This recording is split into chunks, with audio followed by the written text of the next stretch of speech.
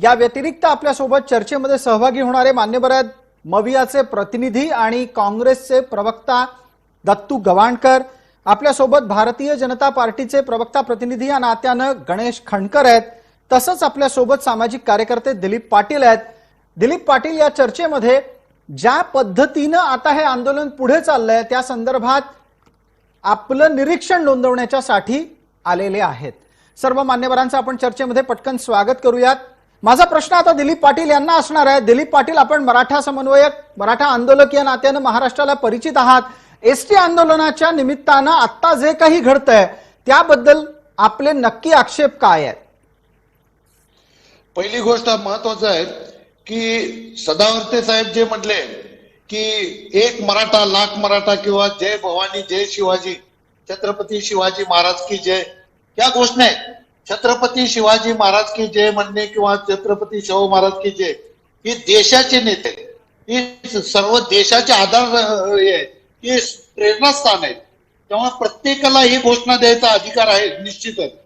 त्याचबरोबर त्यांनी एक मराठा लाख मराठा जी घोषणा दिली, ती एक मराठा लाख मराठा ही घोषणा मराठा समाजाच्या आरक्षणाच्या वेळची घोषणा आहे। या सदावर्तेनी यापूर्वी ज्यावेळी मराठा आरक्षणची केस कोर्टात चालू असताना मराठा समाजाला डंके की चोट पर सांगतो की मराठा समाजाला आरक्षण मिळू देणार नाही अशी भूमिका घेतली।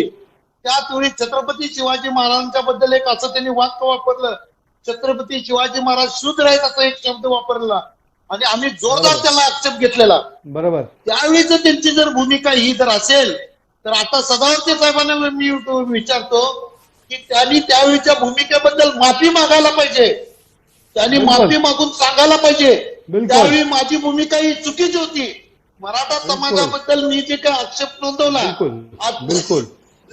चुकीचा आहे। तर त्यावेळी जी काय माझी भूमिका होती मराठा समाजाबद्दलची, जे गायकवाड आयोगाबद्दलची भूमिका, कोर्टातली भूमिका, या सर्व भूमिका या चुकीच्या आहेत, हे आता त्यांनी कबूल करायला पाहिजे। दिलीप पाटील आपला मुद्दा पोहोचला। दिलीप पाटील, आपल्या मुद्द्यावर आपल्याला सदावर्तेंनाही बोलतं करा। कोणी दिलीप पाटील विनीत पाटील किंवा शरद पवार सर्टिफिकेट घ्यायची मला गरज आहे का? मी निधड्या छातीनं सांगतो मी मा जिजाऊचा पुत्र आहे, डॉक्टर बाबासाहेब आंबेडकरांचा पुत्र आहे।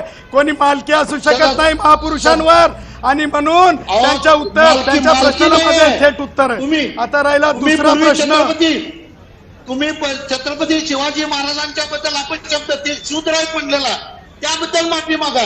एक मराठा लाख मराठा म्हणताय तर त्या मराठा समाजाच्या बद्दल तुम्ही म्हटलं तुम्ही आवाज प्रसादजी मला ते दिलीप पुत्र एवढा त्यांना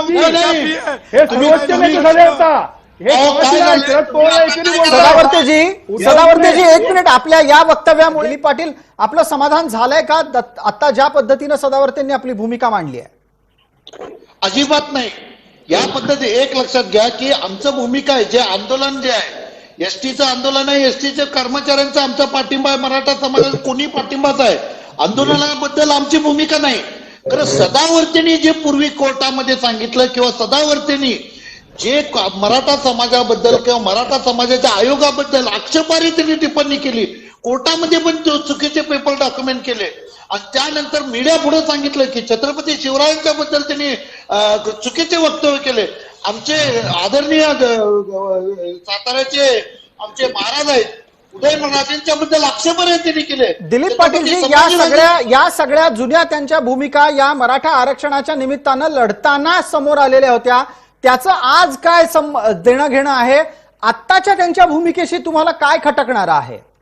आमच्या आत्ताच्या भूमिकेला असं आहे की तुम्ही सोयीस्कररित्या छत्रपती शिवाजी महाराजांचं नाव, मराठा समाजाचं नाव तुम्हाला एक यासाठी आम्हाला मान्य आहे। एक मराठा लाख मराठा ही एक अशी घोषणा आहे की ज्यातनं आपलं रक्त उसळतं, त्या रक्त उसळणाऱ्या घोषणा काय आमचं पेटेंट नाही आहे, खरं ती मराठा समाजाबाबतीत आहे। तर ती घोषणा तुम्ही उगाच हायजॅक करून चुकीच्या ठिकाणी आपलं दुकान चालवायचं असं म्हणताय की ही घोषणा हायजॅक झाली। थोडासा इतिहास तपासला तर ही घोषणा भारतीय सैन्यातल्या एका तुकडीची घोषणा आहे, तरी पण आपण म्हणणार आहात का की एक मराठा लाख मराठा ही आरक्षणाशीच निगडीत घोषणा आहे? मराठा लाख मराठा ही जय भवानी जय शिवाजी हर हर महादेव या घटना या मला वाटतं की मराठा ब्रिगेडच्या ज्या आहेत ते म्हणजे त्याची आहे बटालियनची ती गोष्ट आहे. बिलकुल. ही जी गोष्ट आहे की मराठा बटालियनची आहे, मराठा समाजाची निकलेच आहे. मराठा आणि मराठी ह्याच्यात गल्लत करण्याची गरज नाही. आपण म्हणतो आम्ही आपण दिलेला तर्क पटकन सदावर्तेंकडे घेऊन जाऊ. त्या आम्ही परबच्या विरोधामध्ये आज आम्ही मॅजिस्ट्रेटकडे तक्रार केली आहे. तुम्ही काय सांगता, तुम्हाला काय अधिकार आहे, तुम्ही कोण तुम्ही शरद पवारचे बोलवते त्यांनी, तुमचे बोलवते त्यांनी शरद पवार आहेत. तुम्ही केवळ कष्ट करायच्या ताटामध्ये अन्नामध्ये तुम्ही माती घालवण्यासाठी आलो. मला हस्तक्षेप करायचा आहे आणि दोघांनाही सांगायचंय की थांबा, मुद्दा भरकटू देऊ नका. दिलीपजी, आपण कोल्हापुरातून आमच्या सोबत जोडले गेलेले आहात. एकूण चर्चा आता या वळणावर आलेली आहे की एसटी कर्मचाऱ्यांचं कर्मचाऱ्यांच्या हितासाठी उभारलेलं हे आंदोलन कर्मचारीच पुढे नेणार आहेत. त्यांचा एक चेहरा म्हणून आता गुणरत्न सदावर्ते आता आपल्या समोर आहेत. ते स्वतः सुद्धा हे सांगतायत की गुणरत्न सदावर्ते हा एसटी कर्मचाऱ्यांच्या आंदोलनाचा नेता नाही, त्यांच्या भूमिका मांडण्याच्या साठी त्यांनी निवडलेला तो आवाज आहे. दिलीपराव, येत्या काळात गुणरत्न सदावर्तेंनी एसटी कर्मचाऱ्यांच्या आंदोलनाचं जर समजा आवाज बनून प्रातिनिधिक मत मांडायला सुरुवात केली तर आपल्याला ते पटेल, रुचेल की पटणार नाही, रुचणार नाही? पहिली गोष्ट एक लक्षात घ्या, जे एसटी कामगारांचं आहे, आपण बरोबर बोलला की एसटी कामगारांच्यासाठी त्यांचा जे काही दुखणं आहे ते मांडण्यासाठी केलेलं आंदोलन आहे. आता जे काही सांगितलं या आंदोलनामध्ये एसटीचे एक 35 ते 40 बांधव जे काही आत्महत्या केलेल्या आहेत त्यांचा पगार फार कमी आहे. हे निश्चित सामाजिक प्रश्न आहे, निश्चितच आहे. याबद्दल ते कर्मचाऱ्यांनी लढा द्यायला पाहिजे, त्याबद्दल आमचं काही सहमतच आहे, ते बरोबर आहे. आणि तो हक्क आहे, तो मिळायला पाहिजे, हा देखील हक्क आहे. खरं मी तो आक्षेप सांगतो, आमचे 47 लोकांनी आत्महत्या केल्या मराठा समाजाच्या. लाखो लोक नोकरीपासून वंचित आहेत. गेले 40 वर्ष मराठा समाज आपल्या न्याय हक्कासाठी लढतोय. जसा हा जो त्यांचा हक्क जे तळमळीने सदावरती बोलतात, का नाटके आहे? त्यावेळी तुम्हाला आमच्या समाजातले 47 आत्महत्या केलेले लोक दिसले नाहीत का? त्यांचे आया, बहिणी, पोरं, बायको दिसले नाही का? आमचे लाखो करोडो लोक जे काही बेरोजगार झाले ते दिसले नाहीत का? त्यावेळी त्यांना त्या समाजाचा उद्रेक दिसला नाही का? त्यावेळी करोडो रुपये गोळा करून दिलीपराव विरोधात जी कोर्टात त्यांनी केस लढली. जी दिलीपराव, पण एक छोटा तांत्रिक भेद आहे याच्यातला, तो लक्षात घ्यायला हवा. त्यावरही आपण बोला आणि मग तुमच्या एकूण मुद्द्यांवर गुणरत्न सदावर्तेंकडून उत्तर घेऊच. आपण गणेश खंडकर आता जोडले गेलेले आहेत, त्यांनाही काही प्रश्न विचारायचे राहिलेत. दिलीपराव, आपण असं म्हणताय की मराठा समाजानं 47 सुमारास ज्या आत्महत्या अनुभवल्या त्यांच्या वेदना सदावर्तेंना कळल्या नाहीत का? एक मुद्दा पटकन उपस्थित करतो, त्यावरही बोला. एसटीचं आंदोलन हे कर्मचाऱ्यांचं आंदोलन आहे, कर्मचारी हे सर्व जाती गटातले आहेत. आरक्षणाचं आंदोलन एका विशिष्ट समाजाचं होतं. दोन्ही आंदोलनांची तुलना होऊ शकते का दिलीपराव? एक लक्षात घ्या, मान्य आहे एसटी सहभाग. एक लक्षात घ्या, तुलना अशासाठी होती की लोकांचे, पीडित लोकांचं आंदोलन. लक्षात घ्या, एसटीचं कारण कुठल्याही जातीचा असं याला काही नाही आहे. जाती धर्म हे ते त्या ठिकाणी घेऊ नये. एक लक्षात घ्या, यातलं साम्य काय की लोकांचा म्हणजे लोक आत्महत्या केलेल्या आहेत. दुसरी त्याचबरोबर असं मत होतं की लाखो लोक आज बेरोजगार होते.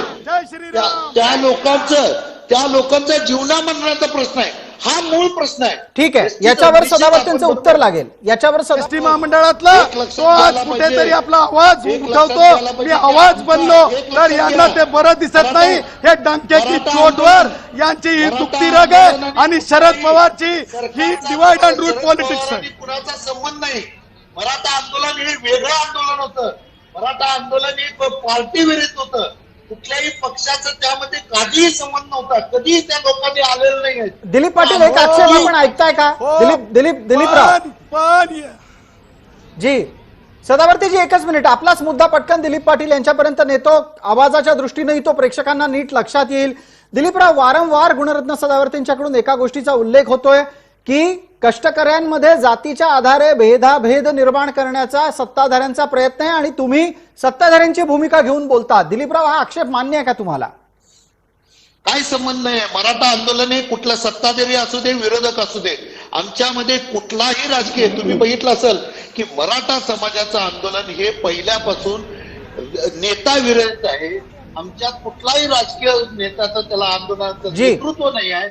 आणि हे एसटीचं आंदोलन पण तसंच आहे. माझं म्हणणं आहे की हे ज्यावेळी नेतृत्वहीन आंदोलन होतं किंवा आहे, सदावर्तेंनी ते करून ते आंदोलन फिसकटवू नये.